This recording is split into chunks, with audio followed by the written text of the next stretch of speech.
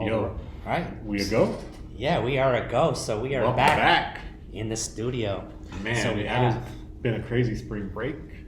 Yeah, very crazy spring break, but we're back into it, working on dissertation, Trying to get through these finals. Getting through finals, getting through Ph.D. programs. Man, we have a very important guest. A very important Dr. Brooks. Oh, okay. Here we go. Sonya Brooks.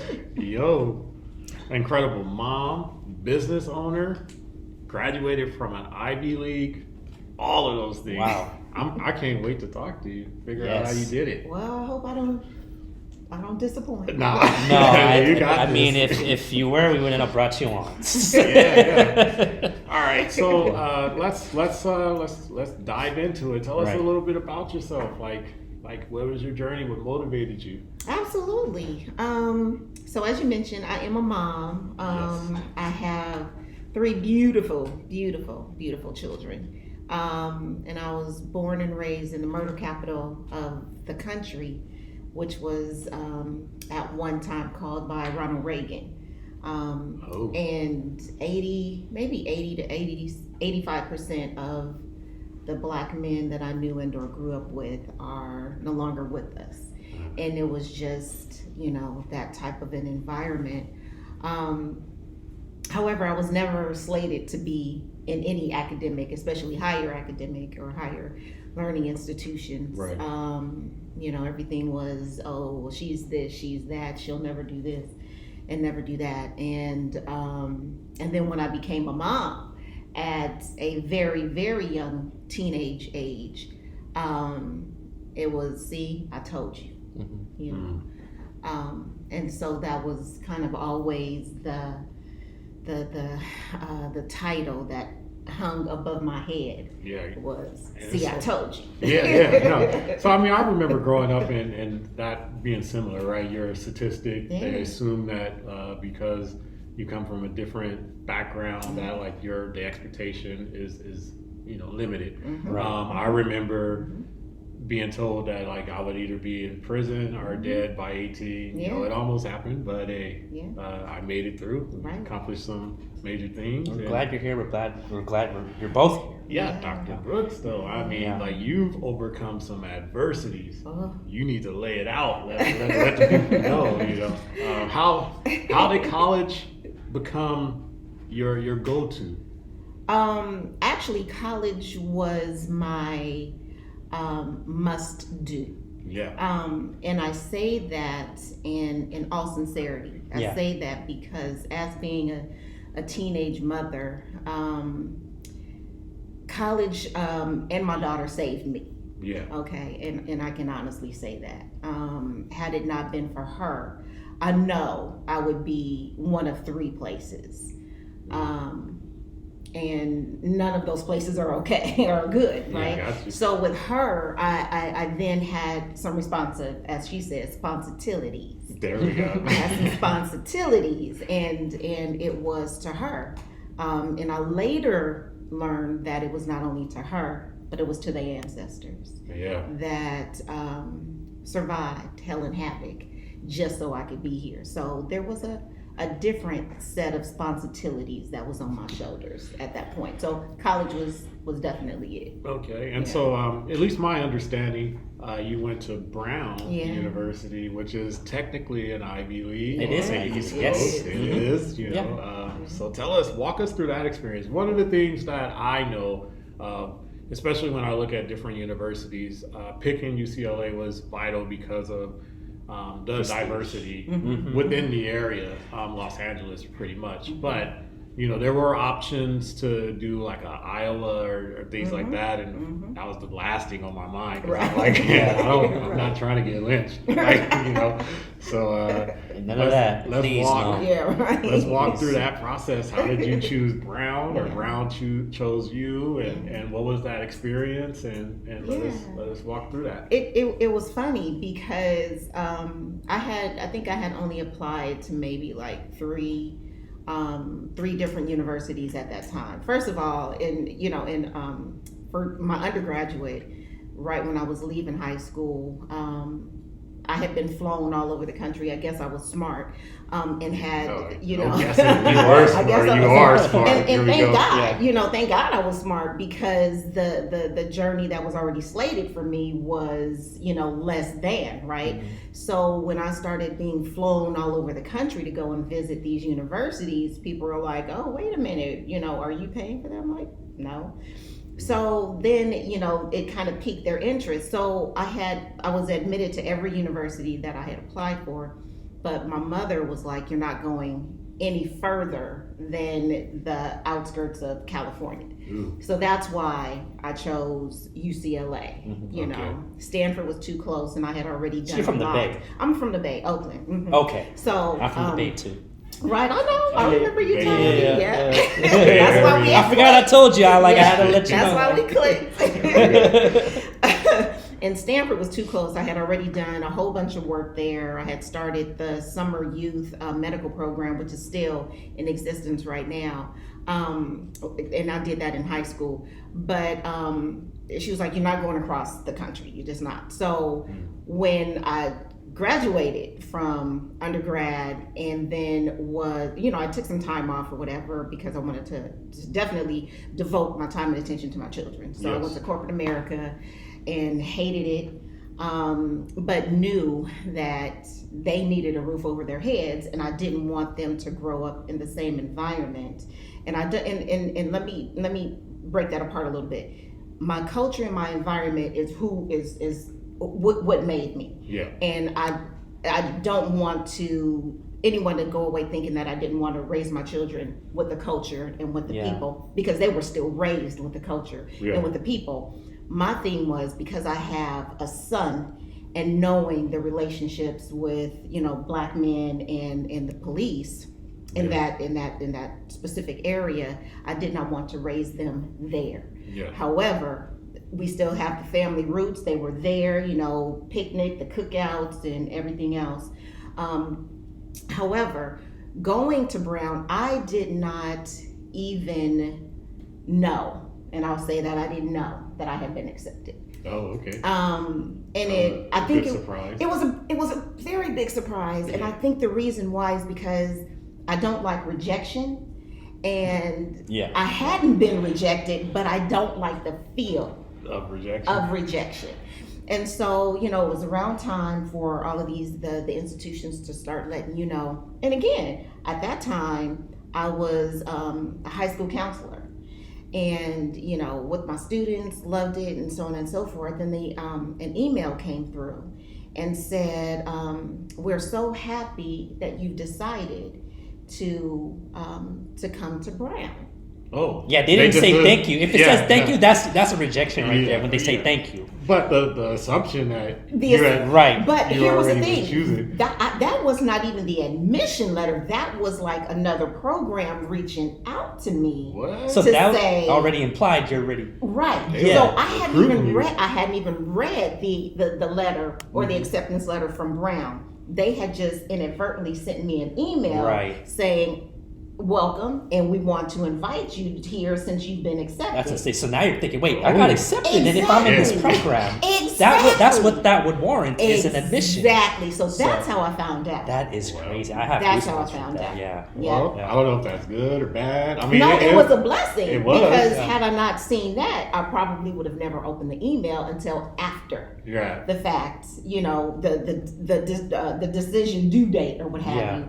And so I sent my children, like a text message, and my son was the one that said, "Mom, that's an Ivy League school, right?" He started jumping up and down when I got home, told all his friends, coaches, teachers.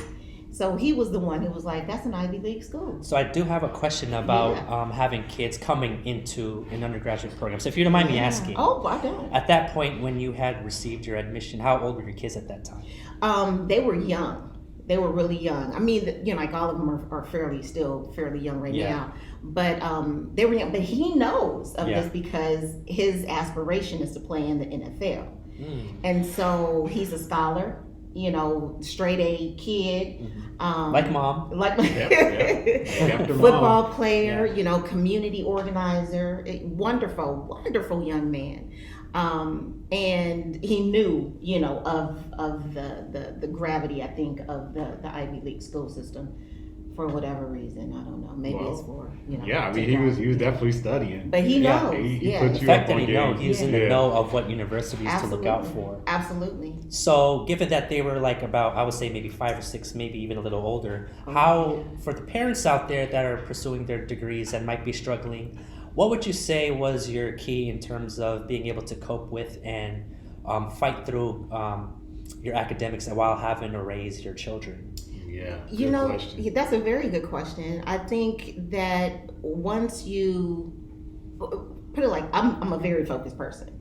We see that. Yeah. We'll talk more about that. And it's almost like, you know, like a bulldog or a Rottweiler. I'm not really familiar with a lot of dogs that are, you know, or the species of dogs. But once you lock in on something, I don't let it go. Yeah. Until it has either surrendered, and I have won. So with that being said, I have the best children in the world. They are extremely independent. They are extremely supportive, and are just. I always tell people, I don't know what I did in a past life to deserve them, because just their character alone, and they're the biggest cheerleaders. They're like, Mom, you got to do it. Mom, you know, oh, do you need something to eat? Mom, do you need some snacks? Mom, let me fix your lunch. And these are the type of human beings, angels is what I call them, that I was blessed with. So to answer your question a little bit deeper, I don't even think I think about it. Yeah. You know, I just don't think about it because they set the stage for me to be able to do this and to be able to be successful in return, knowing that everything that I do is for their betterment. Mm-hmm. Yeah. You know? And I mean, I know you on a personal level, and we click very good, you know. And I see those same qualities that you're explaining or you're describing about your kids and you. You know, you've always been like a huge supporter of me. Yeah. Even when I'm tired, I'm like, man, I'm nervous about this speech. You have like working on that chapter 4. Right. Yeah. I mean, I got to give you your flowers now. I mean, you have no idea you've impacted my life in an amazing way. Well, let's plant her a garden. Speaking of gardens. So you also own a couple of businesses. I believe one is a nonprofit, at least I know of for sure. And you own it while you're doing your Ph.D. program. I know I've talked to you about the struggles of running a business and doing school and growing and being a mom. But let's talk to the audience. Let them know, how did you first, what the foundation is, or your company, and then how did you choose that, and what was your path like? Well, the first company that I opened, it's called Sunshine Industries, actually. And that began during the pandemic. But I've always been an entrepreneur, and and my kids know it too, and that's why they even dip and dab into their entrepreneurial spirit as well. But the one that I started before I came here was called Sunshine Industries, and it's t-shirts, along with like some other like merchandise, customized merchandise. But when I came here, I had already started working with the youth and doing like virtual cooking sessions with them. And again, this was during the pandemic because everything had been shut down. And one of the things that I do know about children and students is that you have to keep them involved, and doing things that they're interested in. Anyway, so started doing that there, knew that I still wanted to work on that, had an advisor at the time that, I came here in the Ph.D. program, UCLA, and some of the research projects that she had me on were extremely problematic, so much so that I found myself literally crying every day away from my children. So I would be showering and just bawling. I would never let them see, what was going on. Subsequently, that research, one of the research projects that she had, really put me in tune with who I am. As a mom, as a woman, as a Black woman, right. And it let me know that my journey here is not just from me. Right. My journey here is for my students. My journey here is for my children. My journey here is for my descendants. So with that being said, health became a huge issue. A very huge issue, a huge issue. So out of that, I created We Are Our Mother's Gardens. And in that, a lot of people think that the mother is a biological mother, and it can be, however you want to spin on it. But I know that in the Black community, sometimes that can be problematic, the relationship between mother and daughter. Yeah. And so I wanted to delve a little bit deeper, because the mother that we receive all of these wonderful bounty and benefits from is Mother Earth. Right. So in that, and of course, like We Are Our Mother's Gardens is a spin. So it is it started off as a project, but then grew into my nonprofit that also branched out into Soil to Soul. There we go. Yeah. And We Are Our Mother's Gardens. I go into the schools in the inner cities and I build gardens with the students. Wow. Teach them about food apartheid.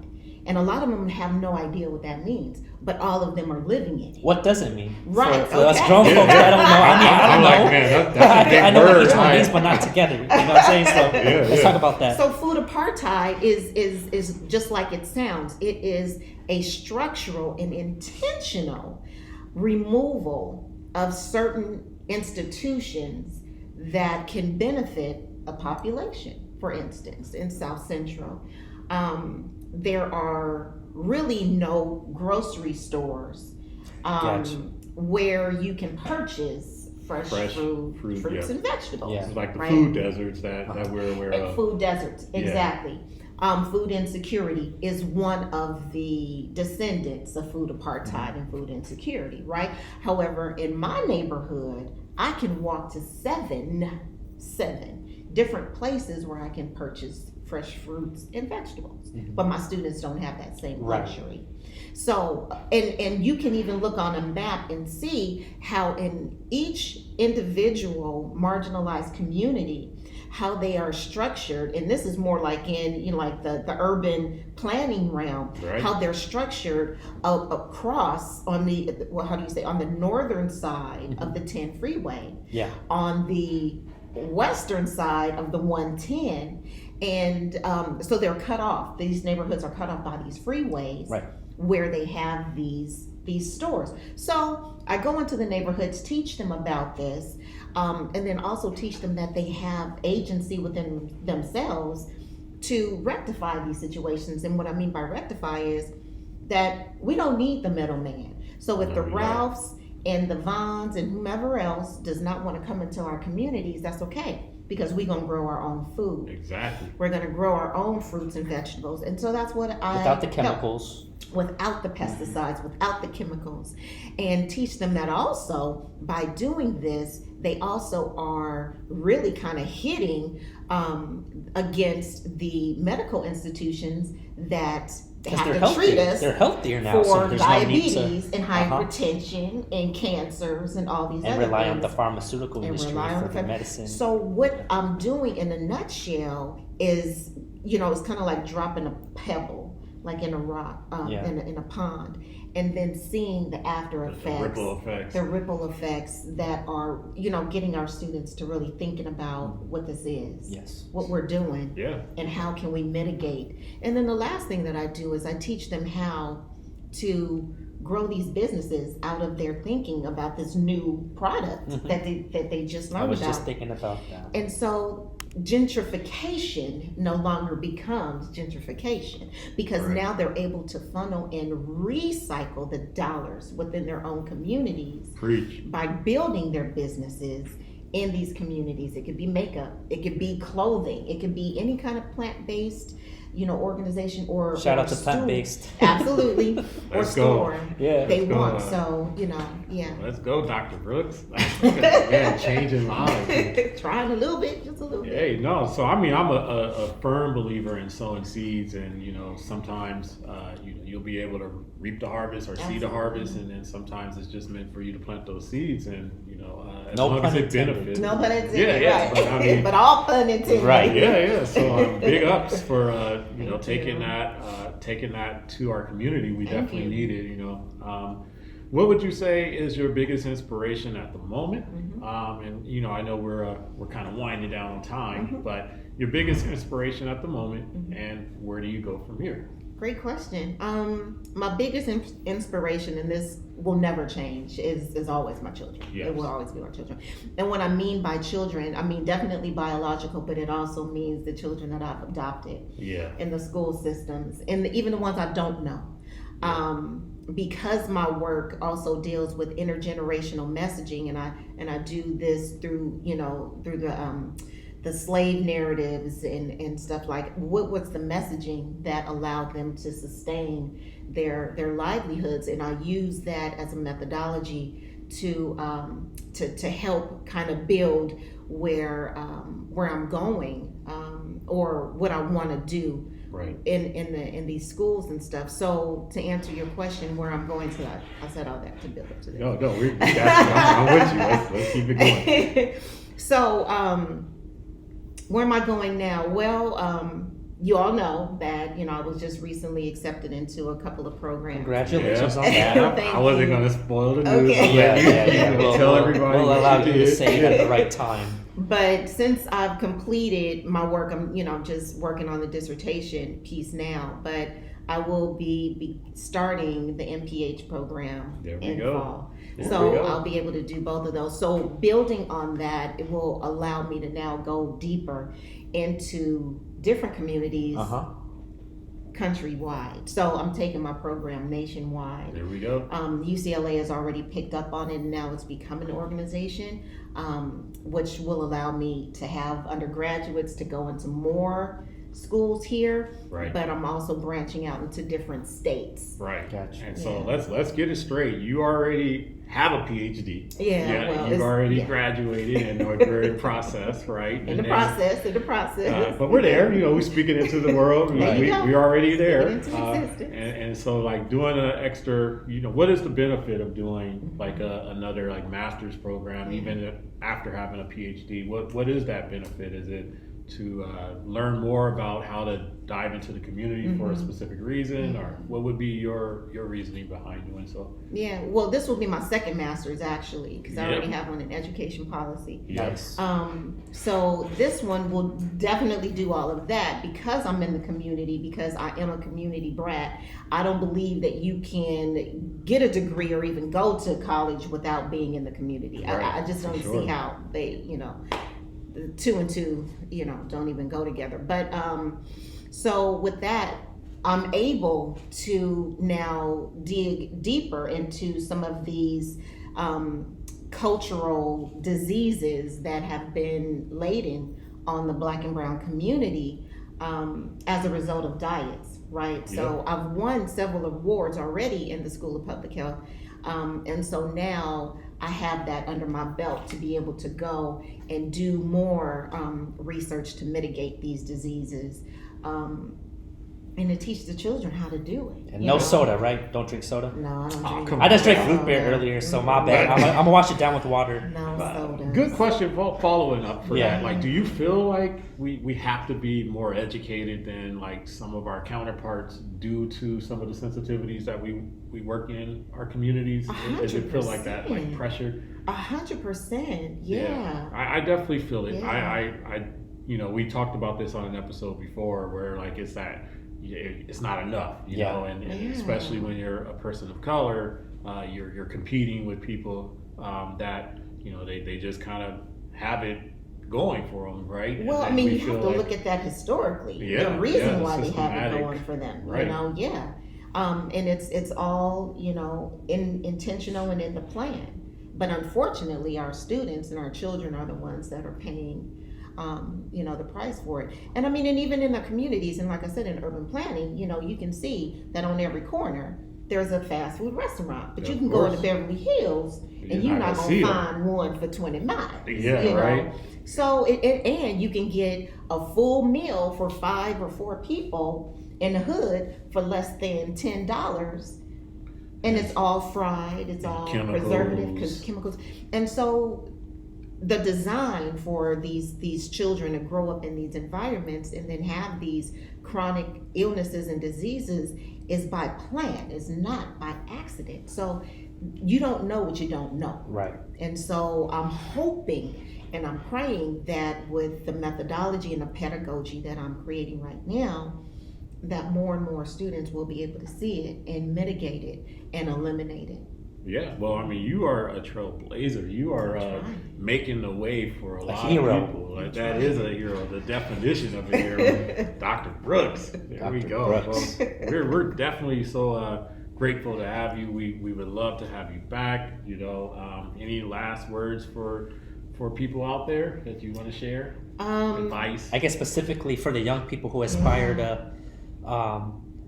to go your path, but also for the young people that look kids, like you, may have kids. Are what would you say to them? If you could look into the camera right now and give them your final words and a message of inspiration. And I wouldn't even say only to the young people, but even, the older, the non-traditional people,